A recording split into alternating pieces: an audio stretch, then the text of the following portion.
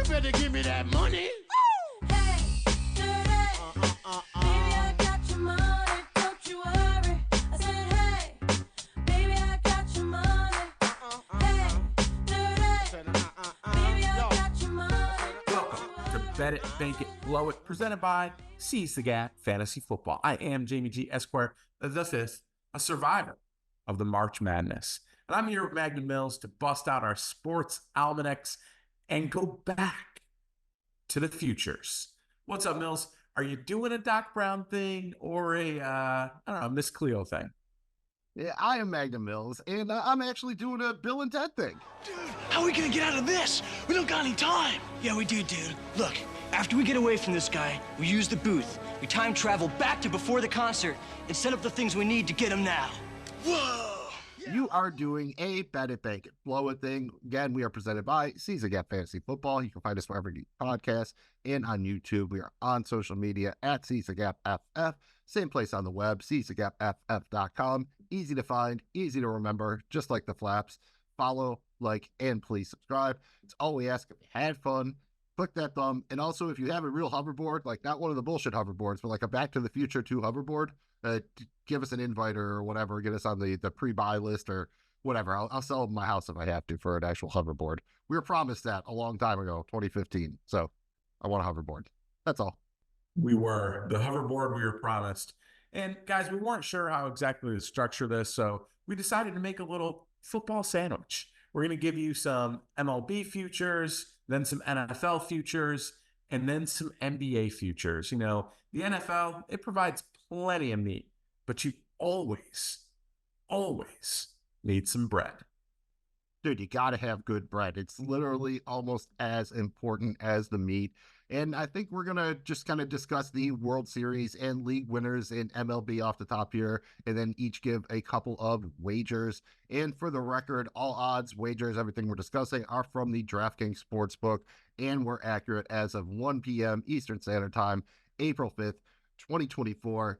Jamie G, the World Series is not a fun thing to bet on right now if you like the chalk. You have the Dodgers plus 330, the Braves plus 380. They're the best two teams in baseball. It's really tough.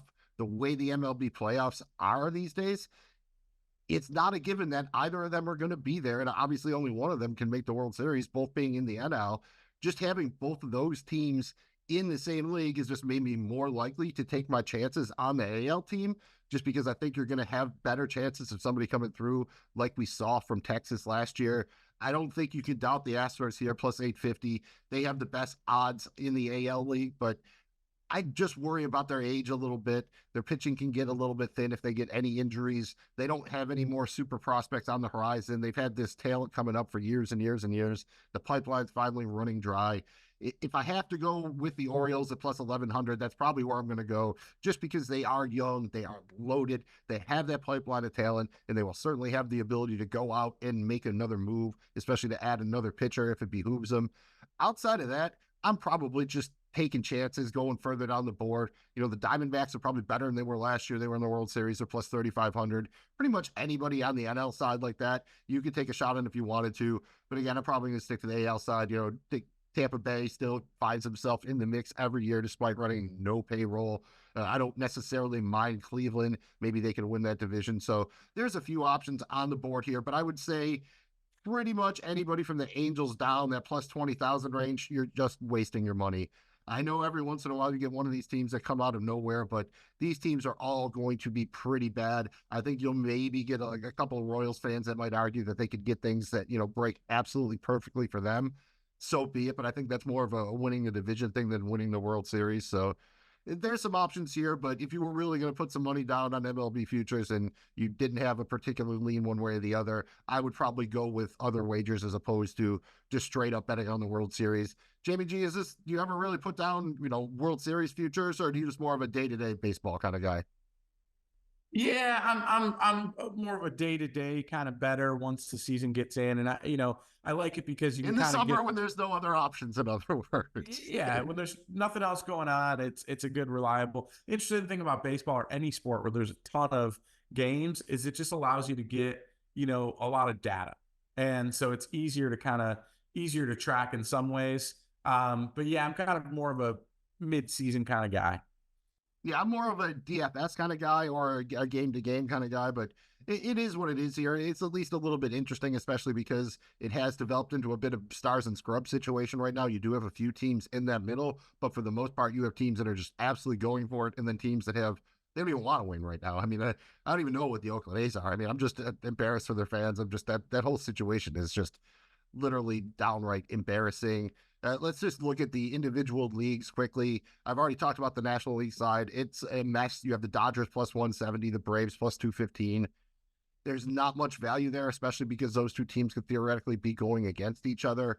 The Phillies are probably the more obvious play. They fit at plus 850 as the third team there. We've seen them get to the World Series 2 years ago. We've seen them make a run last year. They seem to be a team that's built for October. They've, again, tried to add a little bit, another team that won't be afraid to make a big move if it comes up.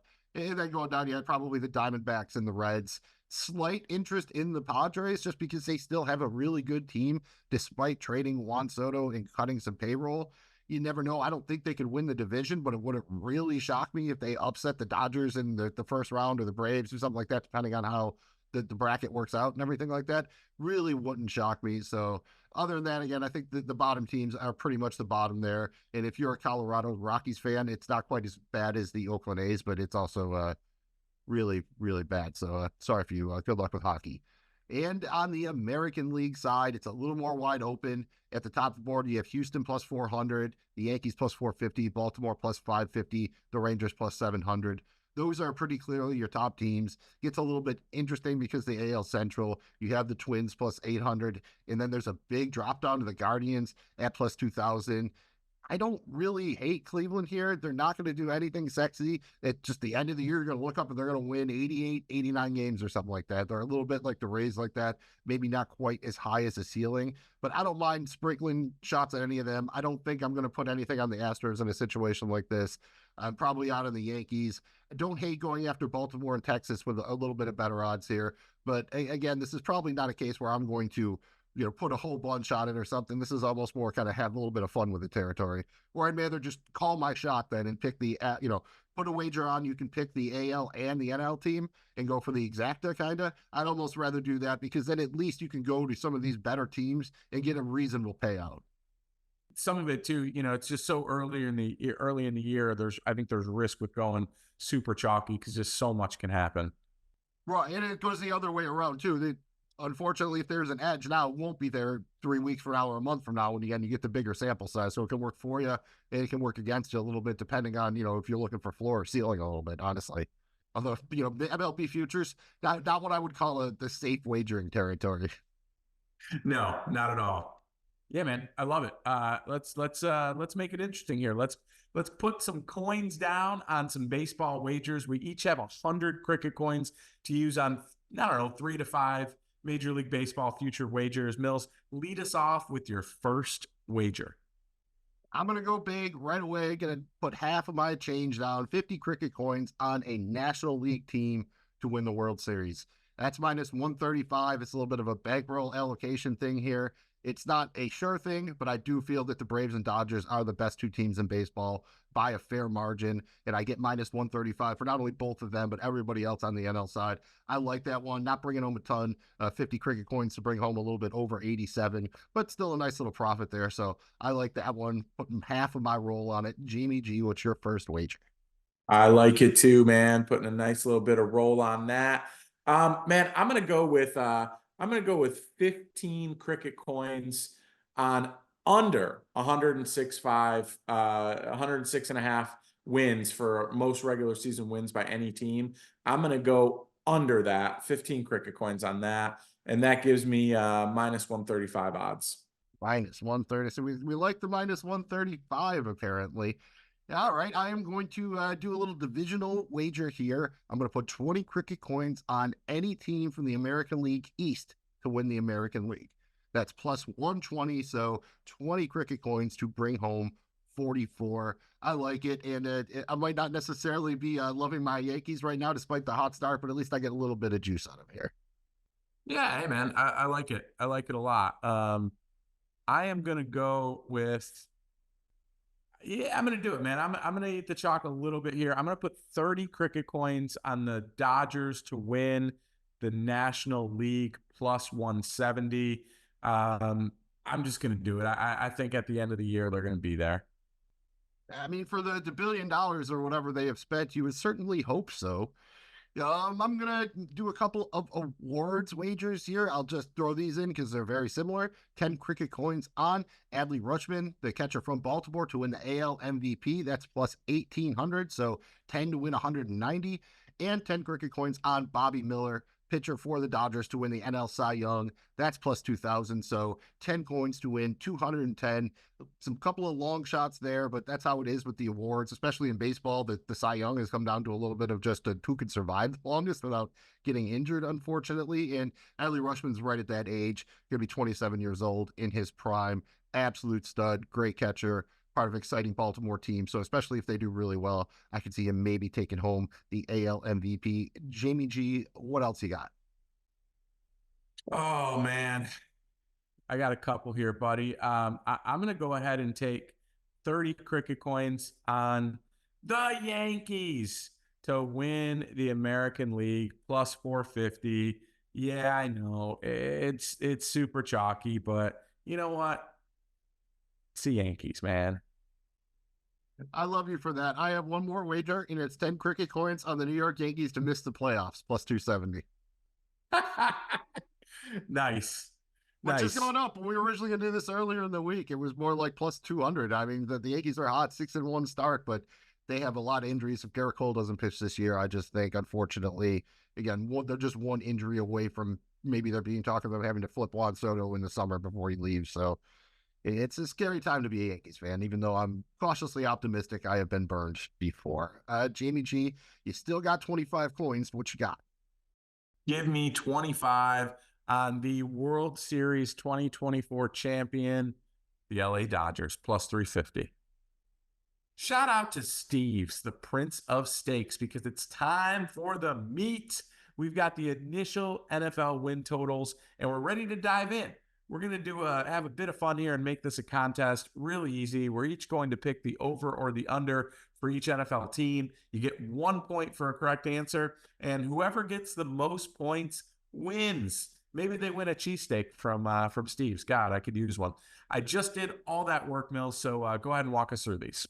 Well, Well, let I me put daydreamed. my DoorDash Cheesesteak. order in here. And I mean, Arby's might say they have the beef, but Steve's definitely has the meat. Yeah, it's a very, very good favorite cheesesteak place in Philadelphia if you're ever there. You could go do the Pasagenos thing, but just go to Steve's in the Northeast and said, trust me, you will enjoy it. We'll go team by team here. Maybe we will have a little bit of discussion where we're different or the same or what have you. First up, we have Arizona. Win total is 6.5. We both took the over. I guess, I don't know, 7-8, right? I don't think they're going crazy, but I feel like 6.5, like, I think they're a touch better than that. And you agreed, right? So Yeah, I do. nothing, you're not expecting them to probably make the playoffs or anything, but 7 wins seems like obtainable. I think sevens. I've got them on 7. I mean, I think that's the number. And next up, we have the Atlanta Falcons, 9.5. We both took the under, and the under is the side that's getting plus 115. Right now, you got to lay the juice on the over, minus 140. I don't know, man. A lot depends on the projection that Kirk Cousins is going to come in healthy and be an instant upgrade, and that everything else kind of comes together. Again, I wouldn't hate it if you want to go the over on 8.5 here, but I don't have any interest in betting on the Falcons to win double-digit games. It's just not my thing, especially if you're going to give me a little bit of positive juice on the under. Yeah, I'm kind of with you. I do think they'll get over that. But again, it is with the full understanding that he is going to be healthy. I mean, that's Right out of the gate, too. Yeah. So 9.5 is a big number. I think I got him probably winning 8, but I'm gonna take the under on that as well. And moving over to Baltimore, we both agree under 11.5 wins. We're both eating the juice here, minus 135 on the under. Again, I think it's probably a fair number. It's not one that you're screaming to run out and, oh, yeah, you got to get on this and, which are your life savings or whatever. But Baltimore quietly has some holes of their own to patch over. And wouldn't surprise me to see them slip down to 10 games. So again, probably not a bet I'd run out to make, but I really don't want to get down on them, having to win at least 12 games to make some dough on it either. Yeah, and the thing is too, I just feels like probably 10, 11 games is right. And I think that division's gotten better this offseason too. So I think they'll have it, get beat up a little bit and maybe split, get 2 or 3 losses at least out of that division. So yeah, I agree with you there. And next up, we don't agree on this one. This is the Buffalo Bills. It's a 10.5, and I wouldn't wager this anywhere right now. Both sides are minus 120. You literally can't get an edge. It's like the book doesn't even know quite what to do with the number. You went over, I went under. I think the number is probably about right. I would say 10 wins probably, but that's technically on the underside. So I went under by not by much. You went over, and I'm assuming by, well, at least 11. But I don't, even you probably don't think the Bills are winning. They're not going 17-0, right? no, and I don't know that they get to 13, but I think they get 11, 12 wins. I think it's going to be an us against the world mentality, and I think that's perfect for the Bills. They're going to be in a situation where a lot of people are counting them out, and I think that's when they're at their best. So that's Yeah, realistically, I am not on this, but if it goes to 9.5, I'm jumping on the over. Is probably about how I'm playing it. I would just like to bring 10 into the ballpark of winning. Then I feel a lot better about it that way, kind of. I like buying that one extra win. And we have a little bit of difference here on the next one. Carolina win total is 4.5. Juice on the over, minus 135. Jamie G, you took the under. I took the over. I just think they can just fall back asswards into 5 wins in that division. They almost have to be a little bit better, right? They were just so incompetent last year, and they still, almost won a couple more games that they lost at the end. I think 5 wins is possible, but I don't love the minus 135. You're on the under here. You think there's a real chance they only win, 1, 2 games again? I think 4 is kind of the number, and that's I put them at that, and I think I'm just gonna stick with that, man. I just I think that's the number. Right, and Carolina again tied for the lowest total on the board. Next up is Chicago, 8.5 wins. Jamie G, we both have the under plus 110 on the underside. I just feel with a rookie quarterback, they got a lot of moving parts here. This should be 6.5 or 7.5. 8.5 is just too big, so I am good with the under there. Totally agree, and I think there's a lot of questions. People are way overhyping them, and I think it's way too much in a division where you've got Detroit and Green Bay. You don't know what's going on with Minnesota. I don't. 8.5 is way too high. Love the under on that. Yeah, we're both in agreement there. Next up is Cincinnati, 10.5, minus 120 on the over. I went over. You went under. Again, I am 11 wins basically. I think whoever wins that AFC North is going to beat up on each other a little bit, but I think one of those teams is getting to 11 or 12 wins, and I just think it's more likely to be Cincinnati than Baltimore. So that's kind of where I'm at with that one. Do you have Cincinnati taking a big drop, or is this more you see them coming in, in that 9-10 win range? I have 10 as the number. So I just think that's the number. And again, I think a lot of it goes into just how competitive that division is going to be. And I just see them as a, getting to 10 and that's it. And that's if, they can keep Burrow healthy. Next up, we're staying in the AFC North. Cleveland, 8.5, minus 130 on the over, plus 110 on the under. You went over, I went under. I think the number is probably about right, but if they're really going to play Deshaun Watson the whole year, it's under. I think that's really what it comes down to, unless you believe he is going to turn the corner or they're going to bench him. If you could tell me either of those two things, then you're talking. With that defense and their skill position, their supporting players and everything, the number should be 10.5 probably. But Deshaun Watson right now is like a negative 2-win drag for me. He really is. So that's why I went the under there. I'm kind of surprised you have confidence in the Browns. Is it just because you think the 8.5 is just too low of a number no matter who's the quarterback? Yeah. I just think it's too low. I mean, look what they did last year with Joe Flacco playing quarterback. So I think it's just too low of a number. I think they get to 9 no matter what. Fair enough. You're just salty because Joe Flacco had never played for Buffalo, so you could have Flacco flakes. That does have some good alliteration. That's better alliteration than Josh's Jacks. Sorry about that. Next up, we have the Dallas Cowboys, 10.5 wins, minus 120 on the under. You took the over. I took the under. Dallas is another team that quietly has let a lot of guys walk without doing much to replace them. They have some real work to do in the draft. They have 3 huge contract issues looming over them. They don't have a running back right now. There's a lot going on there, man. I do not feel comfortable with 10.5, so that's an easy under for me. Why do you feel confident Dallas winning 11 or more? Is it just their year finally? Is it going to happen for Jerry? There's always next year, right? No f***ing way. I expect them to be able to get to, I They're just going to win don't 12 know games that. and then lose in the first round of the playoffs. Is that what? Yeah, is that the wager that you just want to feels make? about right. I mean, I still think they're going to be good on defense. I still think they've got enough on offense. And I recognize they don't have a running, but that seems like something you can kind of hodgepodge They can together. find they can find a running back. That's just a little. It's kind of just again another little bit more fuel for the fire, basically. And I just don't know how great that division is going to be. Outside of Eagles, I don't know that they really have a serious competitor in there. I think they're going to end up winning a bunch of games at home, and it just felt like they'd probably get to 11, 12 wins, and then Yeah, see what lose I in the want first is round like of playoffs. I want Dallas 8.5 under 8.5 wins plus 300 or something. That's really what I want, kind of. Because I think if they go under the 10.5, they could go under 8.5 pretty easily. I think if it falls apart, I think it all falls apart. You know what I mean? And then there's already the midseason rumors of Bill Belichick coming in to replace Mike McCarthy and that kind of thing. You know what I mean? They're just dancing on the nice edge. I mean, Dak, they can't franchise Dak. They are in a really bad spot. They have to pay Micah Parsons and CeeDee Lamb and probably make both of them, the highest paid at their position, at least bare minimum. They're in a spot, man. So let's see if they can weasel out of it. And next up, we have Denver, 5.5 wins, minus 135 on the over. Jamie G, you took the under. I took the over. This is just me figuring this is a Sean Payton team. They're going to find a way to get to 7 wins. There's not a lot of other calculus behind it. Just they won't take it in at the end or something. They will fight hard for every meaningless victory and get to 6 or 7.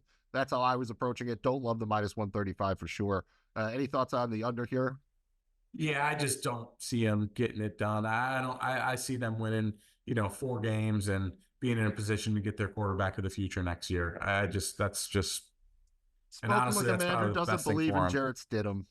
Come on. I do not. I've been trying Sorry, to will Jarrett. Jarrett Stidham into happening for like 7 years now. It's going to happen finally.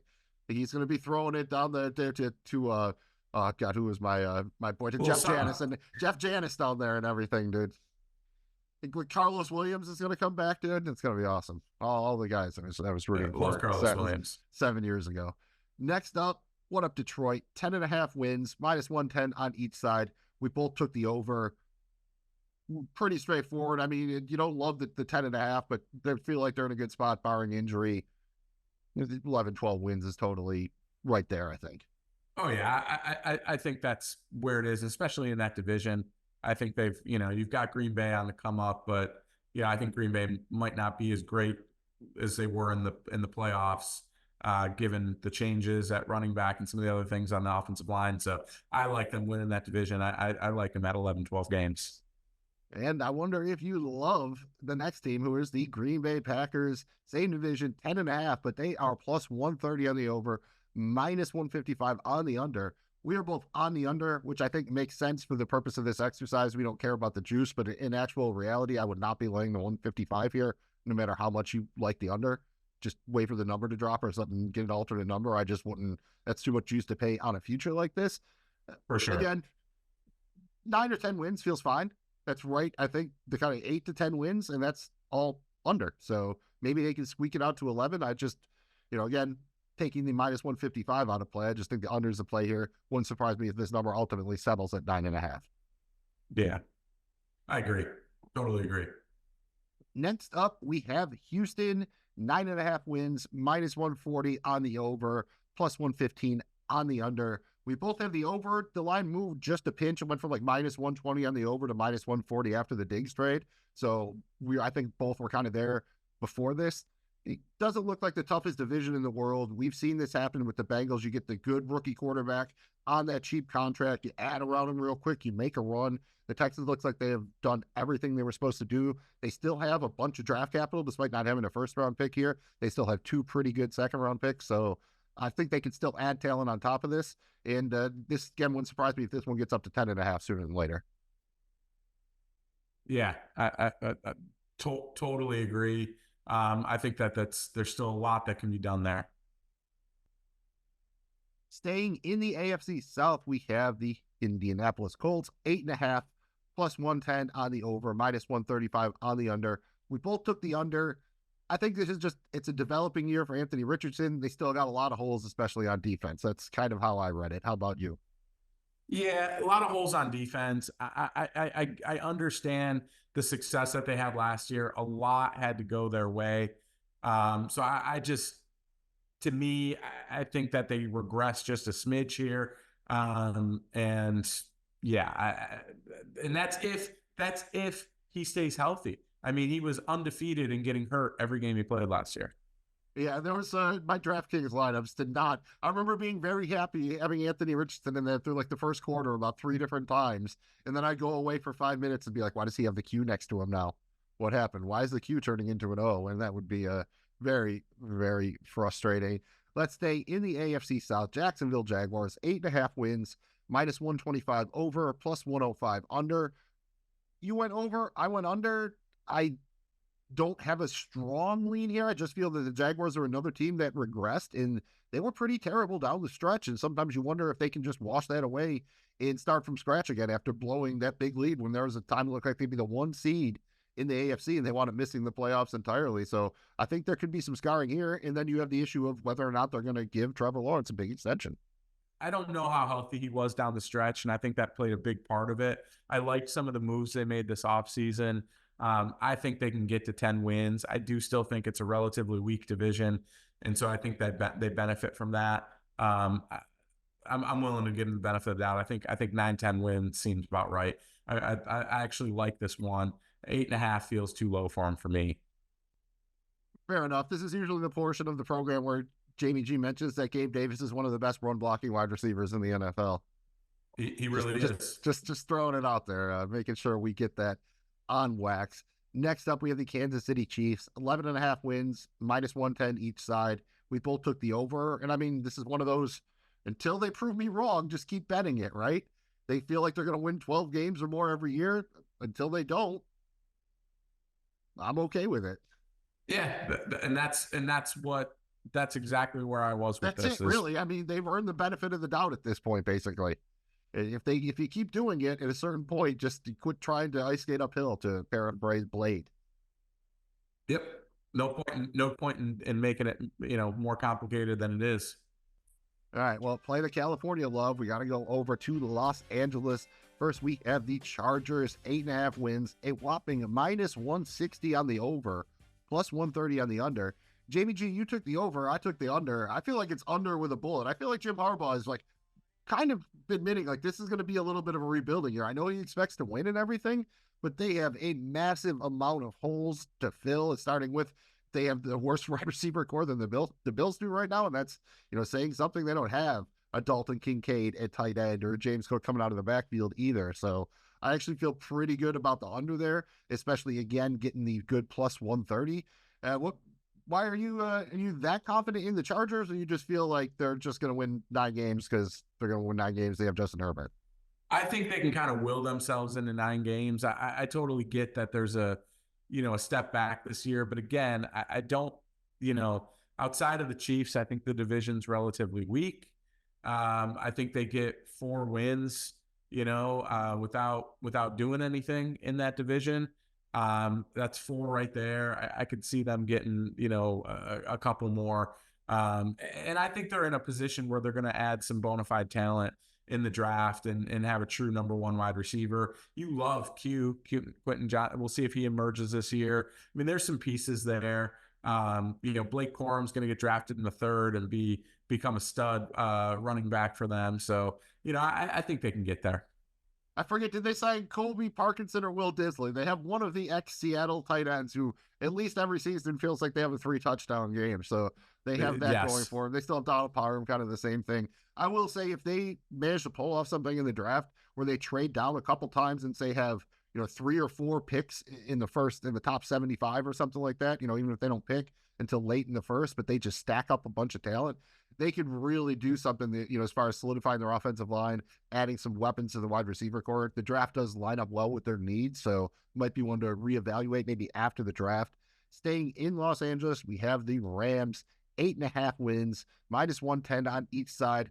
We both took the over. Yes, I felt a little bit better about this before Aaron Donald retired, but it sounds like the Rams knew this was coming.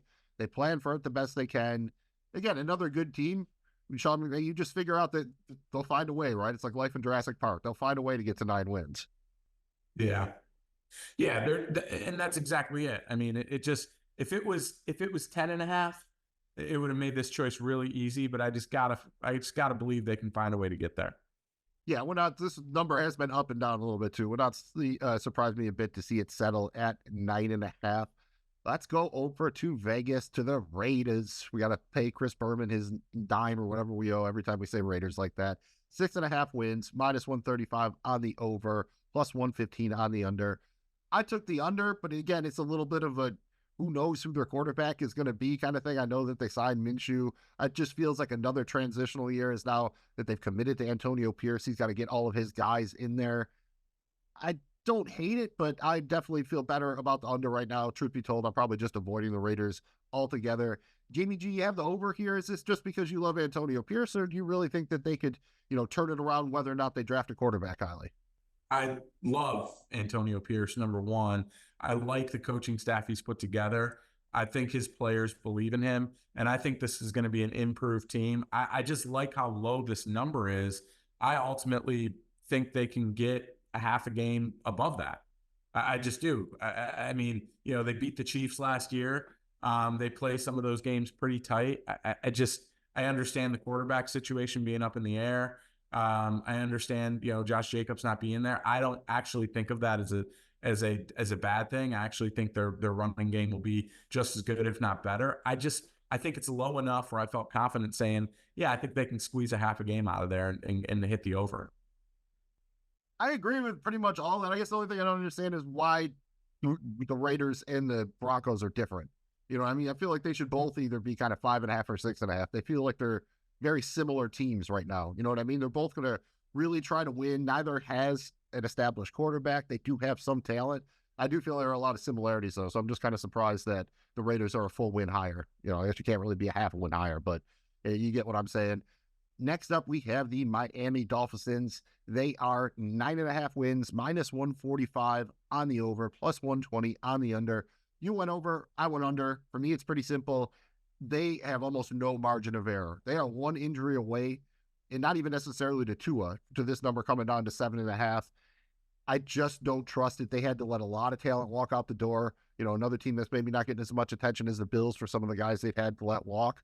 I am not hyper confident that they're going to get to double-digit wins again. I think they kind of got there by the skin of their teeth a little bit, and you shouldn't have to look at the schedule and be like, well, I need to know how many games they're going to play late in the year because of the weather. But it might be an issue there. Playing away is an issue. I don't have confidence in Miami getting to double digits again, especially laying -145. But for the purposes of this exercise, it's just under/over. Jamie G, why do you feel good about Miami over 9.5? I think they're going to have a little bit of an easier schedule, not winning the division last year. I think that'll come back to benefit them. We saw last year they were really good at beating bad teams, and I think they're going to have a handful of teams that they play this year that aren't very good because of the schedule, and so that's why I have them getting over there. But yeah, you're absolutely right. I mean, we've got a contract situation looming with Tua. They're one injury away. Their defense looks totally different. They've added some aging veterans, but their offensive line, they lost a bunch of pieces there. We'll see what happens, but ultimately I expect them to be able to face inferior competition and be able to score offensively and win games that way. See, you really would have had me if you'd be like, dude, they signed Jonnu Smith. That's what Jonnu Smith's teams do. They win 10 games. That's just who they are. You sign Jonnu Smith, you're signing up for 10 wins and a first-round loss in the playoffs. That's what you're signing up for. And I say that kind of half. I actually like Jonnu Smith, so that's not even a shot. That's how it seemed to work for him, following from Tennessee to the Patriots and the Falcons. The dude is what he is. Next up, we have the Minnesota Vikings, -135 on the over 6.5 wins, +110 on the under 6.5 wins. We both took the under. Again, this feels, again, very similar to Denver and the Raiders, and I'm kind of like, I don't hate the over 5.5, but on the under 6.5, especially +110, I feel pretty good about it, and I don't think it's going to change much if they say move all the way up to 4 and get JJ McCarthy. I don't know if that's really going to move the needle for me. Any thoughts on Minnesota 6.5? Even with a rookie quarterback in there, I really like Kevin O'Donnell as a play caller. I think he's a good head coach. But even with a rookie play caller in there, and I understand they've got 2 wide receivers. We'll see what in Jordan Addison and Justin Jefferson. We'll see what happens if they can retain Jefferson or not. I think they will. And then Hawkinson, right? I know he's coming off the injury or whatever, but they've got some really good weapons offensively. They did lose some pieces defensively. I'm just not sure. I think there's going to be a major kind of regression here from them. And again, I think you've got 2 teams emerging in that division, and I don't see them beating either one. So that's 4 losses right there, and maybe they split with Green Bay. So I mean, that's 4 or 5 losses just in their division alone. Yeah, they're another team kind of like the Colts. I think is the last couple of years they have played to their maximum capacity, especially when you factor in injuries. They've done as good as they can, and that's just not. Again, that's probably their ceiling here. It feels like 7 wins, especially with a rookie quarterback. But I think we both like the under there, so we're pretty confident on that one. Next up's a fun one. It's going to pain me a little to say. We have the New England Patriots, 4.5 wins, tied at the bottom, -150 on the over, +130 on the under. Jamie G, we both took the over. Again, throwing out the -150, I would never actually put money down on over 4.5 at -150 here. But again, Jared Mayo, I think a coach we like.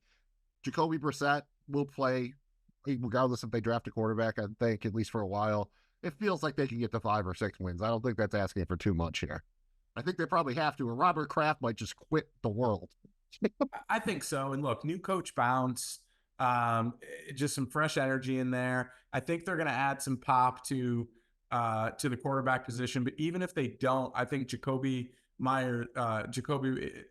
Brisket is better than what they had last year. So even if they don't do anything at the quarterback, but I think they will. I think you're probably getting the kid out of LSU, and I think that's going to add some excitement and pop to their offense. But even if they don't, I still think they have enough to win, 5 games. And I think they'll do that. They're going to benefit by playing the worst teams in every division. I can kind of see that being a thing with the new coach bounce. They're good enough defensively. They didn't lose a lot on defense. I think they can kind of find a way. You would think so. And they're another team like the Chargers, where if they move back, it's a little bit different because they don't have the quarterback, but they could, get a couple of really key contributors late first, early second round, mid-second round kind of guys.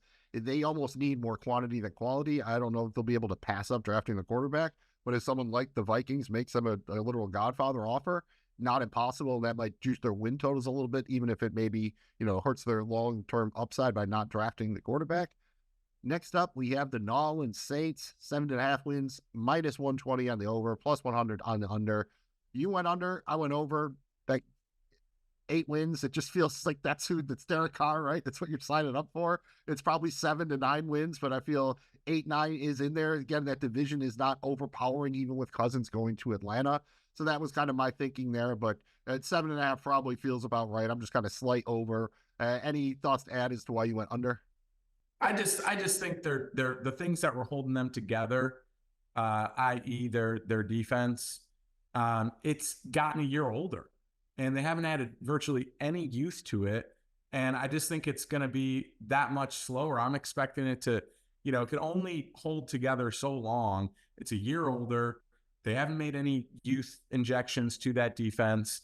The offense, I think, is going to continue to struggle. Alvin's a year older. There's just a lot of issues there for me, and I expect the other people in that division, the Bucks and the Falcons, to be better. And I just don't know that. I just don't have a lot of confidence in what the Saints are doing offensively. They've leaned on their defense, and it's older. And I've seen an aging defense. I just don't see them getting there. 6 to 7 wins, I think, is probably max for them. Maybe 8. Yeah, just another team I'd never think is going to bottom out, even if they're kind of out of it. So I'm always a little bit, more inclined kind of to chase on them. So I get where you're coming from there. Next up, we have the New York Giants, 6.5 wins, +115 on the over, -135 on the under. Jamie G, we both went over, and I don't know if it's necessarily addition by subtraction. I don't know that they're going to be better for moving on from Saquon Barkley, but I think it might help them to structure their offense maybe a little bit more balanced fashion. They're probably going to be in a position to add a quarterback or some playmakers. It all does come down to that quarterback position a little bit, right? You saw them actually be a fairly decent team with Tyrod Taylor. Tommy DeVito had a couple of moments there where he shined. Daniel Jones was pretty bad, but he was okay 2 seasons ago. I don't know. I don't think they're going to light the world on fire, but it really wouldn't shock me for them to win 8 or 9. So that's why I kind of landed on the over there, especially in the NFC East that kind of is just a ping-ponging every season, it seems like. It does, and I also am of the mindset that I think Brian Dable's, I won't say he's on a hot seat, but I think it's warming up. And there's a lot of kind of rumors. He's now run out 2 different coaches, and the fighting with Wink Martindale and all that kind of stuff. And I think Brian Dable's an outstanding football coach. I really do. But you got to win. And I just think he's kind of running out of excuses a little bit. I mean, he worked miracles that first year. Everything that needed to go right did. But with that said, I think he's got to kind of produce. So I think you'll see a ramped up Giants squad this year. I expect him to get over that. Not by much. I don't think they're going to win 10 games or anything, but I expect him to get over it. Yeah, I mean, bringing in Brian Burns gives them a nice set of pass rushers. There are some things to like over there. Let's stay in Dirty Jersey with the New Jersey Jets. 9.5 wins, -115 over, -105 under. JVG, somewhat surprisingly, you took the over, I took the under. Again, we saw it last year, 1 injury away. They have done some work on their offensive line, but I don't know if it's all magically cured. I don't know if Mike Williams is really going to be dependable as that second option. I love Garrett Wilson. I love Breece Hall. The defense will be very good. 10.5 is a number, or 9.5 is a number where, this is implying Aaron Rodgers not only plays, but still plays at a pretty high level, being 40 plus years old coming off of an Achilles. Yeah, I think if he plays at the level in which we think he's capable of, even 40 plus coming off the thing, I still think that they have a chance of getting to 10 wins. And again, I think they're going to benefit from, being the 3rd team in the division. They're going to play some inferior talent. The defense, I think, possibly got better. And they're still in a position where they're going to get a high draft pick and add talent to the team. So for me, I think that's, and I also think this is the last ride for Robert Saleh and company. If it doesn't work this year, I think that, changes are coming. They went all in on this. It needs to work. So I just think, I could see him getting to 10 wins. See, that's one where if I was going to do it, then I might be like, all right, what number can I get for 11.5 wins on the over? You know what I mean? Because if it's going to happen, then maybe it all happens kind of. I almost am playing it that way. I just think there's a better chance that it all goes wrong as opposed to all going right. So I suppose in that respect, that 9.5 is a pretty solid number there. Let's move just slightly down from Dirty Jersey, go over the bridge to Philadelphia. Eagles are projected for 10.5 wins, +105 on the over, -125 on the under. Jamie D, you took the over, and this was a pretty easy under for me just because, again, the Eagles were another team. They've seen some talent walk. You cannot undersell how important Jason Kelce was. He's right up there with Lane Johnson. You really need both of those to make the offensive line what it is. I don't know that adding Saquon Barkley was, the move that's going to bring it all together. Still a lot of weakness in the defense at the linebacking core, and the secondary is very old. Still have not done anything to really address safety.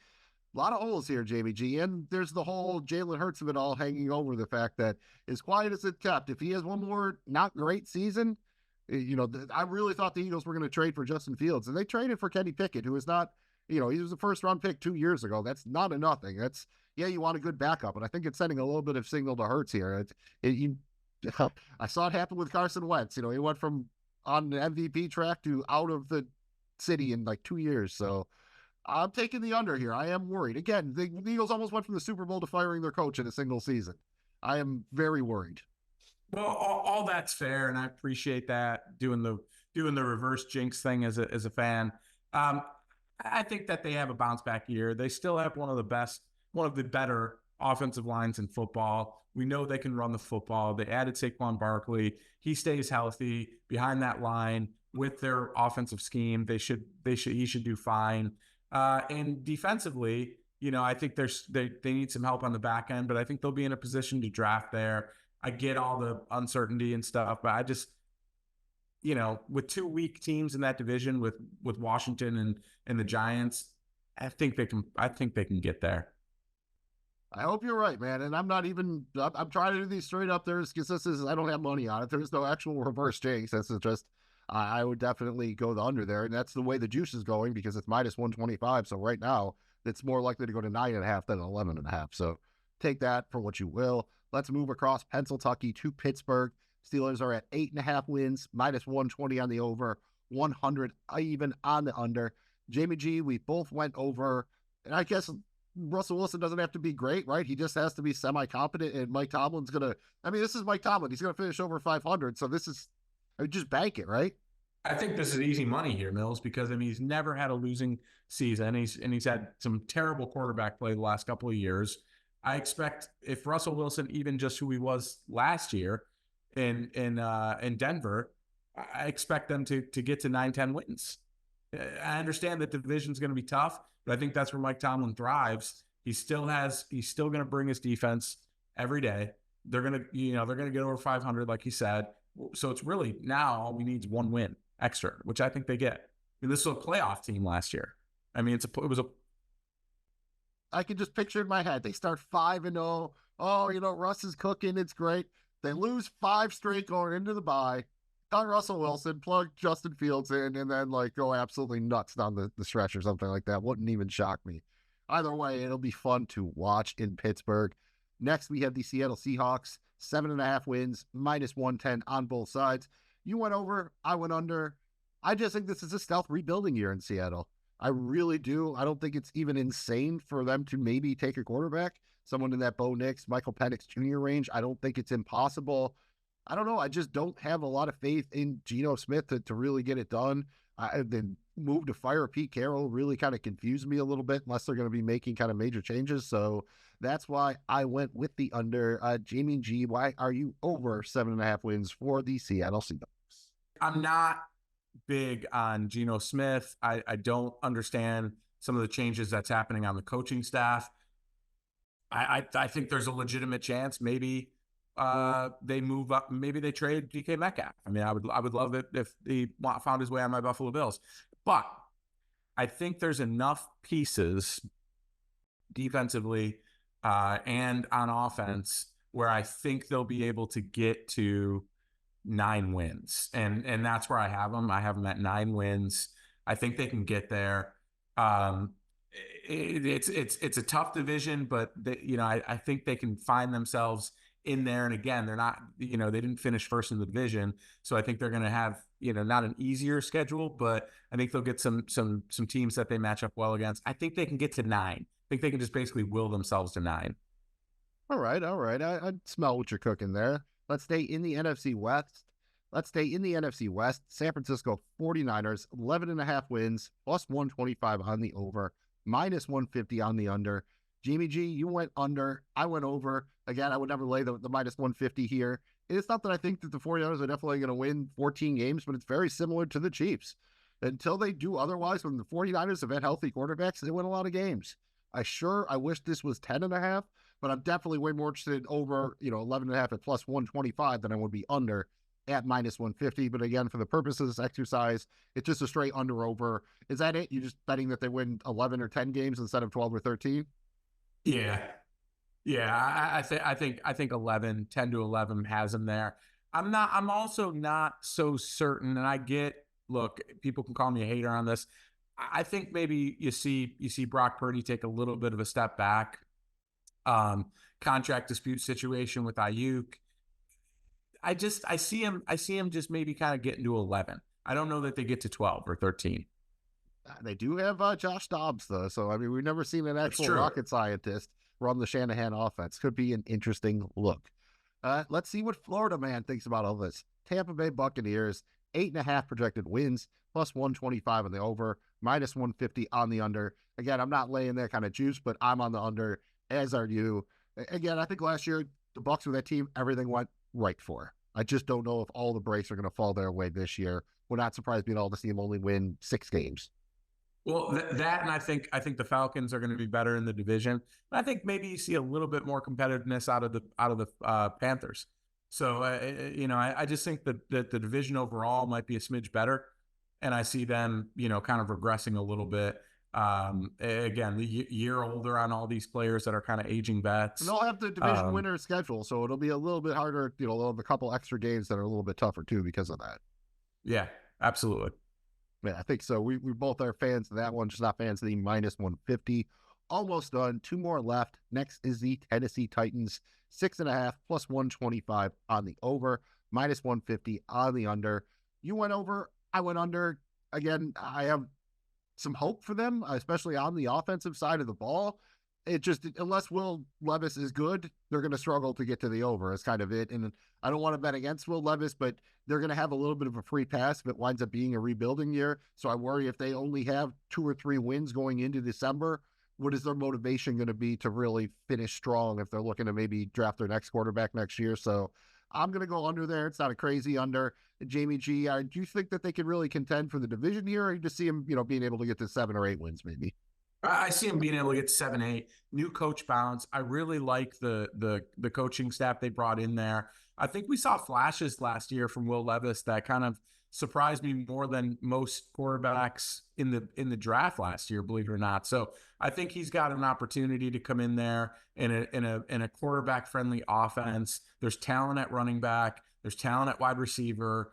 They've got some weapons, man, offensively. I know they lost a couple pieces on defense and there's some holes on the back end, but I can see them getting 7-8 wins. And again, not a super competitive division.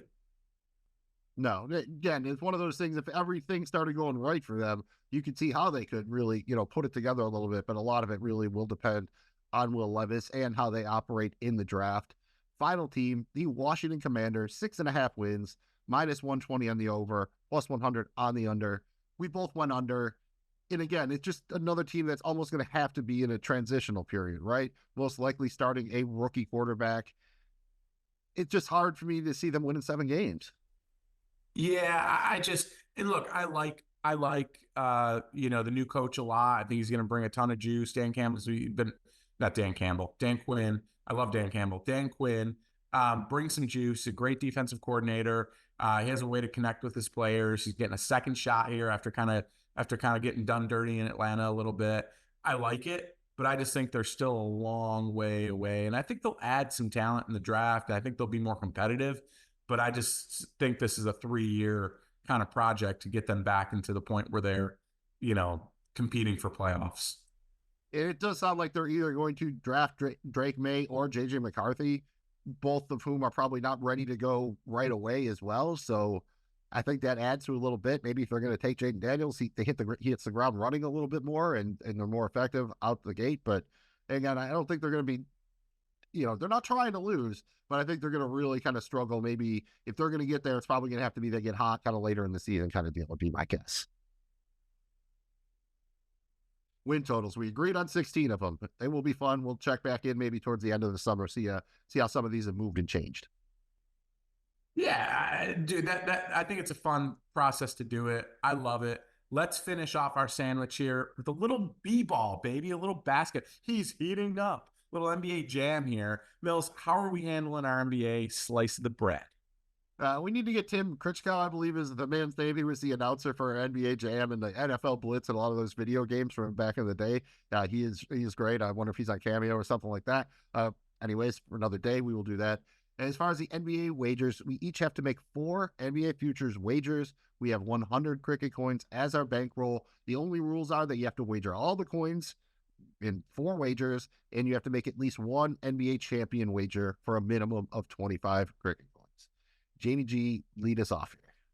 Oh man, okay. So I got several here, Mills, that I like, and let me start off by putting 25 cricket coins on the Lakers to make the playoffs, minus 120. I think they get in there, buddy. All right. A little bit of a homer. I am going to have a little bit of fun, get my champion wager out of the way. Give me 25 cricket coins on the Oklahoma City Thunder to win the NBA Finals, plus 1,900. So 25 coins to bring home 500. I like it. Big fan of what they're building out there in OKC. Jamie G, what else you got? I don't see that happening ever in a million years. Sorry, Mills. Can't go there and do a show there. But what I can do is I can take you down a little pathway towards the Western Conference. And yes, I am going with the Joker, the Denver Nuggets, to win the Western Conference plus 155.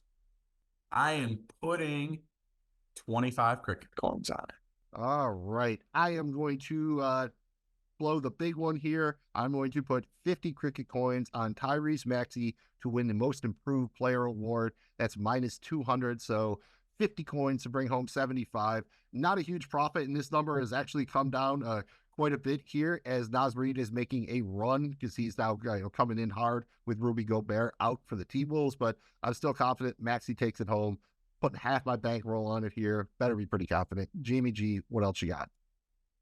Yeah, I'm pretty confident in this one. And you guys are going to be like, Jamie G's eating the chalk. Yeah, I am. I think this is one of the greatest Celtics teams that they've had. I've got 25 cricket coins on the Celtics to win the Eastern Conference. It's minus 140. It's not a great. I'm going for a win, not for the odds here. And I'm going to throw 20 cricket coins on a Western Conference team to win the NBA Finals. That's minus 105. So 20 coins to win a shade over 39. Well, Mills, I will wrap up my picks here. And I'm just going all the way full-blown homer.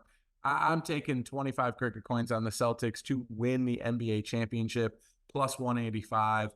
I'm all in on Beantown. I love the beer in Boston, like to make fun of the accent, hate the sports teams, but I think they get it done here. Fair enough. And I just have one little guy I'm going to throw down here. 5 cricket coins on Bobby Portis to win the Sixth Man of the Year award. That's plus 4,500 right now. So 5 coins to bring home 276. He is making a little bit of a push for it as Doc Rivers is using him a little bit more off the bench there. And I'm old enough to have been playing DFS when free Bobby Portis was like a huge thing. And when he was on the Bulls and everything. So little soft spot in my heart there. And also like the long odds, it could especially work out well if the Bucks really make a push to close out the season.